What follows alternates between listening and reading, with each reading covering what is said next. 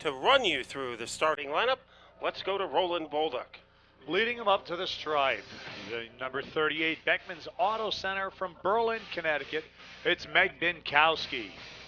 By her side in car number 92, a driver who comes from Broadbrook, Connecticut. It's Steve Berardi.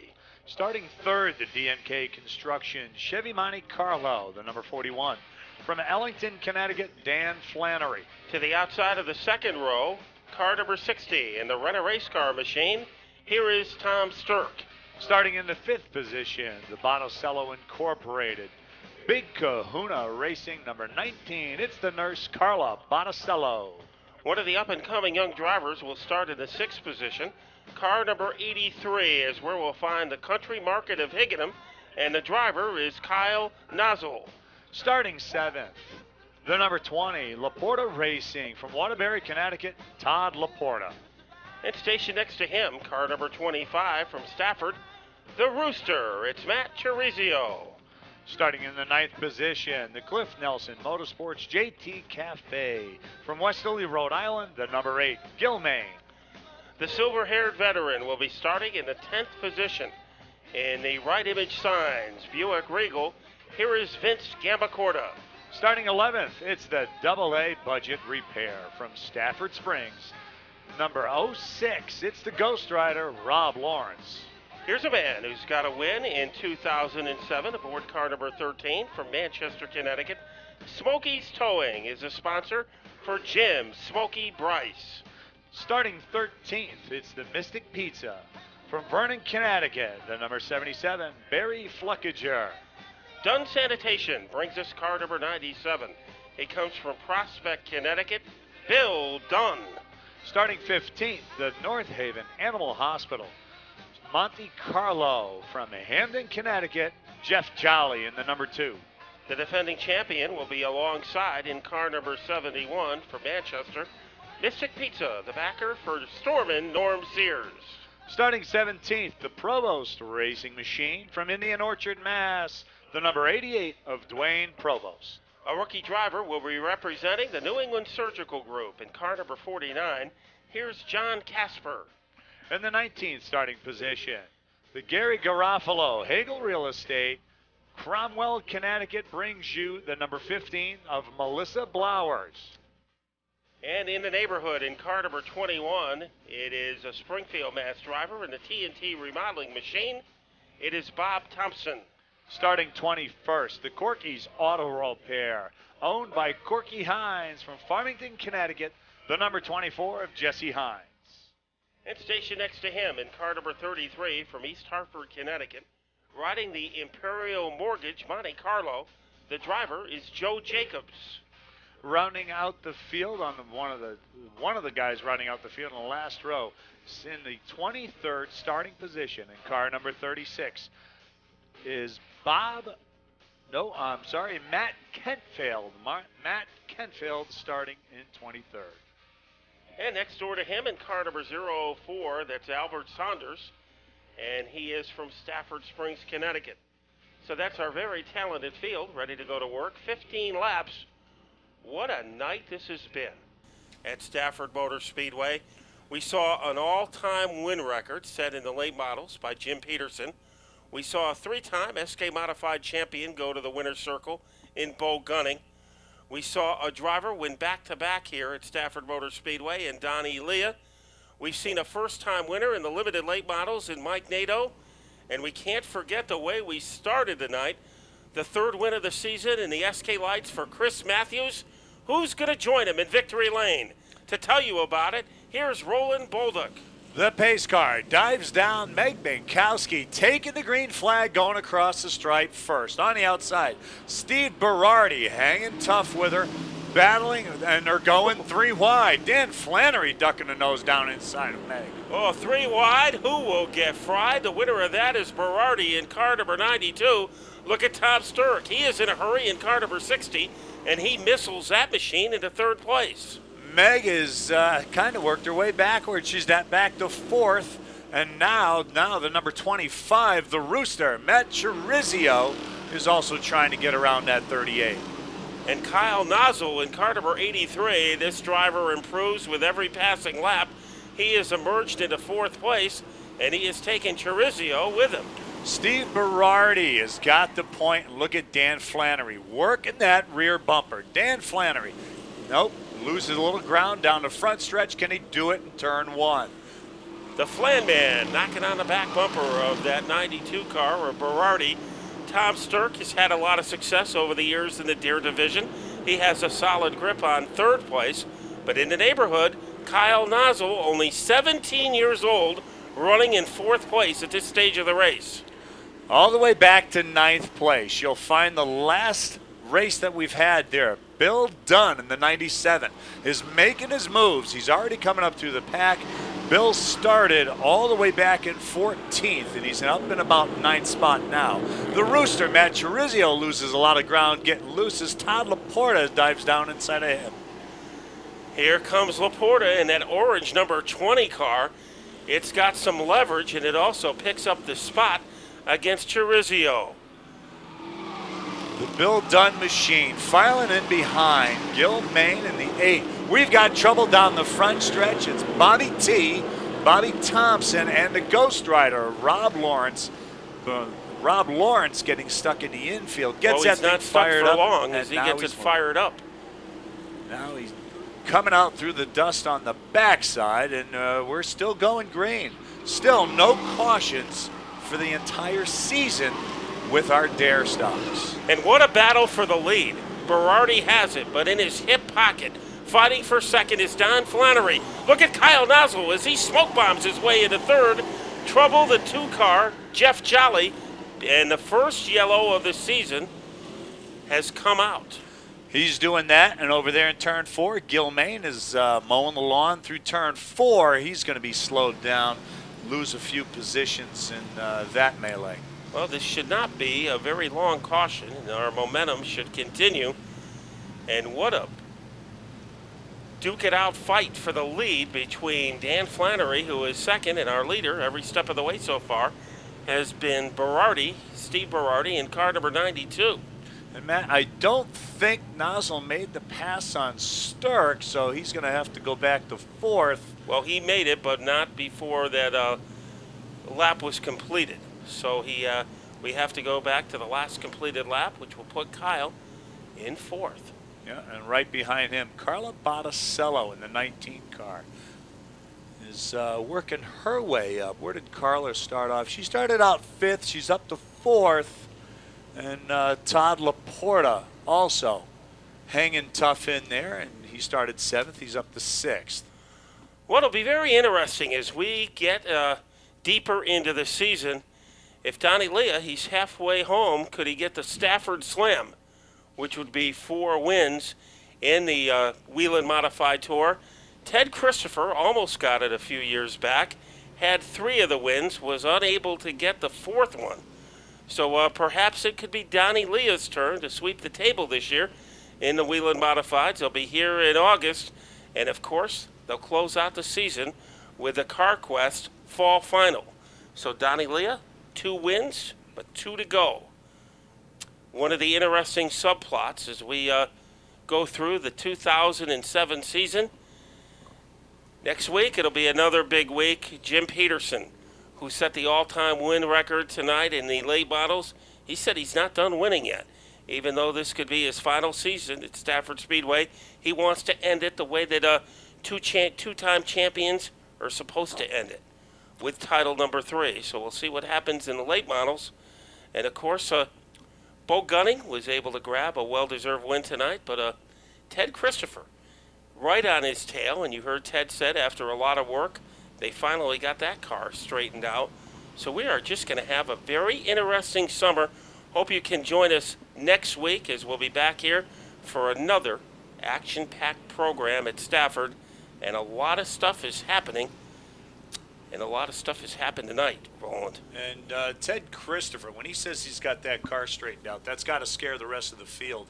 It scares us here in the booth because we know what he can do with a healthy car. Unfortunately, he got caught up in part of racing where a car tagged him in the rear, sent him into the wall. But that car was definitely looking pretty strong and competitive. The pace car is ducking down. Matt, bring him up to the stripe. And it's Dan Flannery taking over from Berardi. Here comes the Flan Man, car number 41.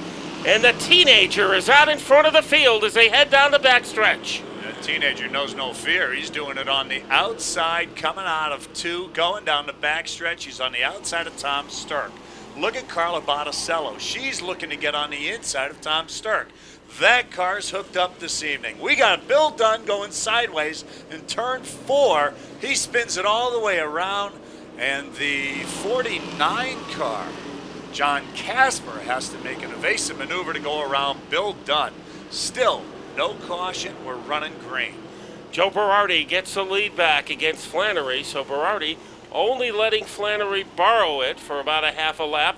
Kyle Nozzle running in the number 3rd position. Then we have a traffic jam. Tom Sturck leads the charge, but in the neighborhood are Botticello and Laporta. Gil Main has also got his nose in there and looking on the outside. He told me a couple weeks ago, Norm Sears, Stormin' Norman, going on the outside. He says, my car likes the outside. Watch me run high. I'll run to the front. It usually takes him a few laps to get up to speed, but in the closing portions of a race, Norm Sears is always right in contention. Carla Botticello has separated herself from Tom Sturck, so she has tap danced her way into 4th. Keep an eye on Gil Main. Main is pulled even with Laporta. Gil Main, also 4th in points in the Dare stocks. You know he'd like to increase that lead. Norm Sears going around him on the outside. Todd Laporta's about to have company. Tom Sturck has enough trying to hold off Todd Laporta. The laps are winding down, and Steve Berardi has the lead over Flannery. Nozzle in the neighborhood. Carla Botticello is right there. It all shapes up to a great finish with 5 laps to go. A great finish it will be with only 5 laps, and still Dan Flannery cannot find his way around that Berardi machine. But the lead is shrunk, Roland. Look at Flannery. He is within striking distance. You know, if Flannery can put that bumper on him in the last lap, he sure is going to give it a shot. If those two tangle, watch out for the teenager in that 83 car, Kyle Nozzle. Berardi might be slowing the pace down because look at Nozzle and the 19. They have Botticello. They have closed the gap. So like a drum major, Steve Berardi is trying to orchestrate the pace and able to catch up are Nozzle and Botticello.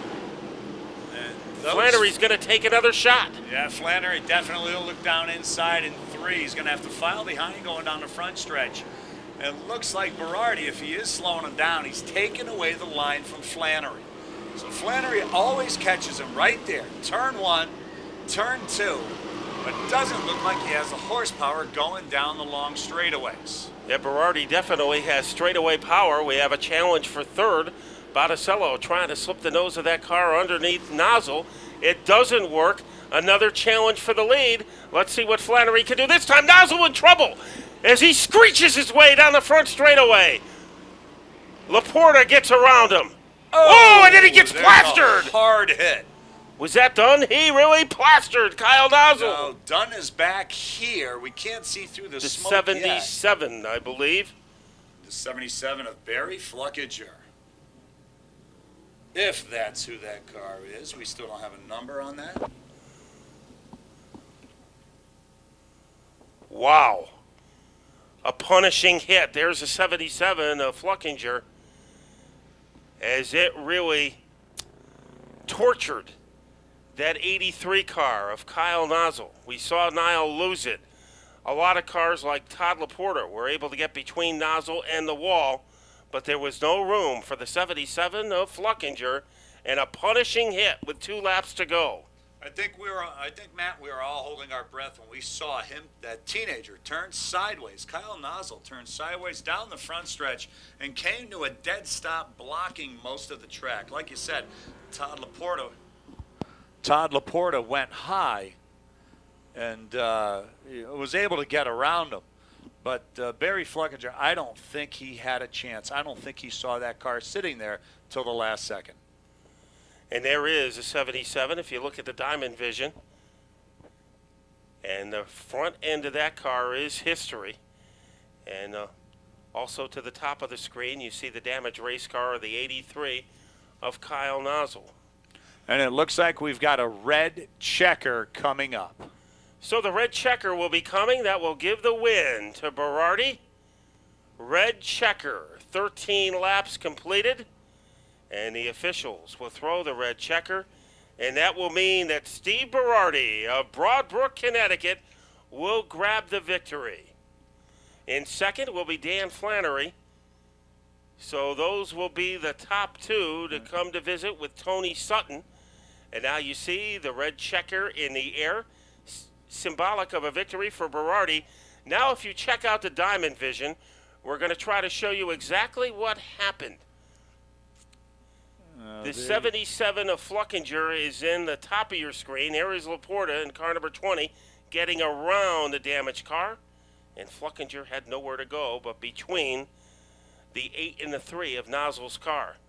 Thank God that was on the passenger side of that car. Okay, Nozzle's going to come into view now as you see him get hit from behind by Botticello, and he is in a very vulnerable position there. And the smoke obscures the fact that Barry Fluckinger made a very menacing hit. Let's take a third look at it. Once again, Todd Laporta makes a nice move to the outside. Fluckinger had nowhere to go, right in to the right rear side of Nozzle's car. And as you pointed out, Roland, very fortunate that blow was on the passenger side, as our maintenance work is still being done as the Fluckinger car is being removed from the track, number 77. And a lot of liquid on the track, forcing a red checker situation. But I think the man with the fastest car tonight was able to get the win, and that was Steve Berardi. Dan Flannery challenged him for a while, but every time Flannery got close enough, Berardi was able to find that extra energy surge. And it's Steve Berardi to grab the win. In second was Flannery, and Carla Botticello will finish third. Todd Laporta finishing fourth. And so kind of a wild finish. We've had them all year in the Dare Stocks, and another one tonight. And I think we paid for our few couple races that we had of no cautions, and of course this one ending under a caution and a red flag. So Berardi will try to navigate his way into victory lane, and his crew racing along with him. They're excited about it as he pulls into CarQuest victory lane. And I think the final 2 laps would have been the same as the first 13. Steve Berardi definitely had the best Dare stock tonight. Congratulations with his team and the smiling face of the East Windsor driver, Steve Berardi. He'll be smiling even more because he gets an opportunity to talk to Tony Sutton. Well, Steve's, he definitely has a big smile on his face. He's taking off the safety gear now. He'll be climbing out of the car momentarily. Steve Berardi, the winner of our final feature event, the Dare Division.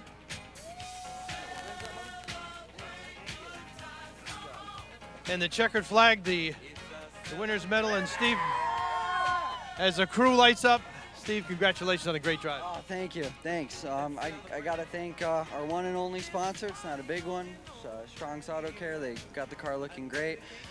I got to thank Dave Secor. He spent so much time with us in our garage. Here he is right here.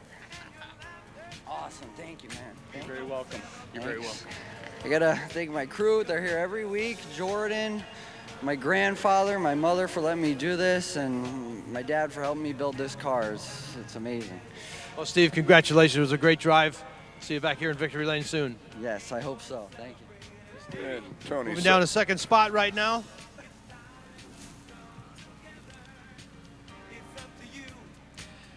Dan Flannery, a good drive, kind of a little wild end there A lot of smoke, but you managed to stay clear of it and finish in second spot.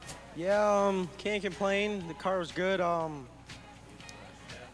We've been struggling with the car the last couple weeks, trying to get it right, and we got it to the point where it's fast now. Given the last couple laps, if they didn't call it, I think we could have had it. Well, we'll just have to do 15 next Friday night to see if the car is where it's supposed to be, so you get one spot further up. Oh, we'll be back. I just got to thank my sponsors, DMK Construction, Custom Hog, TSI Harley Davidson, Freedom RV. I'd like to thank my crew for all their help.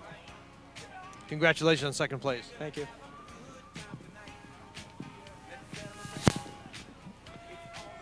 Well, the Botticellos are here in force to congratulate Carla on a interesting third place. That last lap was a little bit wild, wasn't it? Oh, that was definitely a rough lap. Honestly, the 83 was trying to block me, and I did what I had to do. I in no way wanted for him to get around or anything, but that's racing, and I feel bad if his car's wrecked or anything, but I did all I could to avoid that, and that's just the way it went. Congratulations on third place, the end of a kind of a wild evening. Yeah, it was a great night of racing. I hope everyone enjoyed it. And I have to thank my sponsors, Botticello Incorporated, Bosco's Automotive, Gallery Cinemas, Avita Hair Design, Manchester Transport, and Enfield Transit Mix, Casgrande Builders, my crew, and Bob Phil and Billy Kidd. You got them all in. Congratulations. Yeah, thanks.